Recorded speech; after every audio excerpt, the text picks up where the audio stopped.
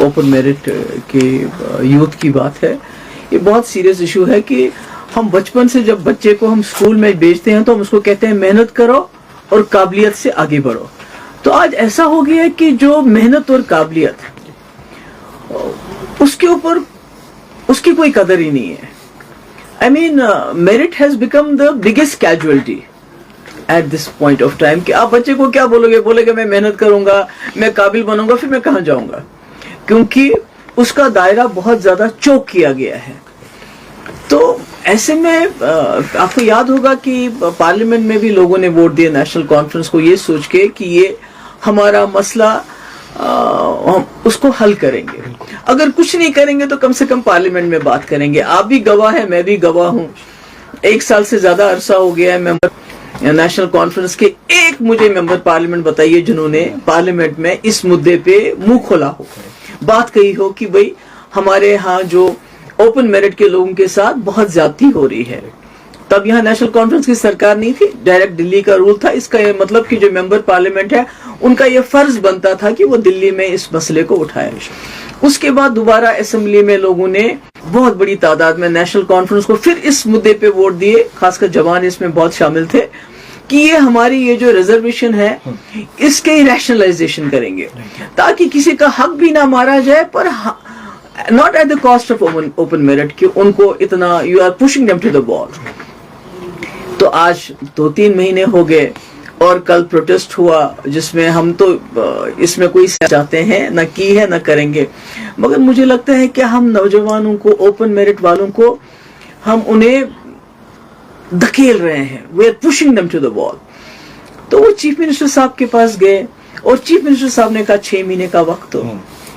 अगर आपके पास 3 member parliament है लद्दाख को लेके, आपके पास 50 MLA हैं सब मिलजुल के, तो आप कहते हैं 6 महीने रुको। क्यों? ये सोचते हैं 6 महीने में कोर्ट का डिसीजन आ जाएगा, फिर मुझे कुछ करना ही नहीं है। तो अगर आपको कुछ भी नहीं करना है, अगर ये मामला कोर्ट नहीं निपटाना, तो फिर आप किस चीज की दवा हो? एग्जैक्टली ये सोचने। दूसरी बात ये है कि कम से कम इस वक्त जो ये सरकार कर सकती थी, अगर ये कोर्ट के डिसीजन को ऑर्डर करना चाहते हैं, फिर बोलेंगे जी कोर्ट डिसीजन आ गया, तो कम से कम जैसे मैंने 2018 में मैंने एक SRO 49 लाया था, जिससे जो पोस्ट ग्रेजुएशन में जो रिजर्वेशन होती है मैंने 75% ओपन कैटेगरी के लिए कर दी थी, क्योंकि जो स्पेशलाइजेशन है उसमें भी अगर मेरिट नहीं होगा तो फिर किस में होगा। दूसरी बात, ये जो रिक्रूटमेंट कह रहे हैं 6 महीने जब तक कोर्ट का डिसीजन आ जाएगा, तो 6 महीने तक मुझे बताइए जो भर्तियां होंगी लेक्चरर्स की, पुलिस में, दूसरे डिपार्टमेंट्स में, वो तो सारी पोस्टें खत्म हो जाएगी, तो फिर इन बेचारों के पास क्या बचेगा। तो मेरी मुतबाना गुजारिश है उमर अब्दुल्ला साहब से कि आप अदालत पे ये मसला मत छोड़िए। आपके पास ताकत है, आपके पास 50 MLA हैं, आपके पास सरकार है, कोई ऐसा रास्ता निकाले कि जिससे जो पिछड़े हैं, जो जिनकी अपनी रिजर्वेशन है, वो रिजर्वेशन उनके पास रहे, मगर जो हमारी आबादी है ओपन मेरिट वालों की, उनको आबादी के हिसाब से उनको अपना हिस्सा मिलना चाहिए और इसमें अदालत के फैसले का इंतजाम हो जाना चाहिए।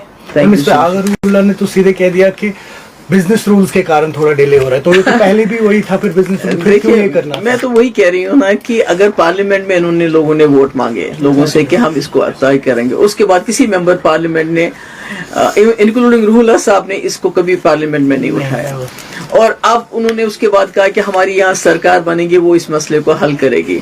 तो आज इस मसले को हल करने के बजाय देखिए, प्रोटेस्ट करने को तो कर सकते हो, उसके लिए आपको मेंबर पार्लियामेंट बनना जरूरी नहीं है, उसके लिए आपको पहले सरकार में आना जरूरी नहीं, वो तो कोई भी कर सकता है।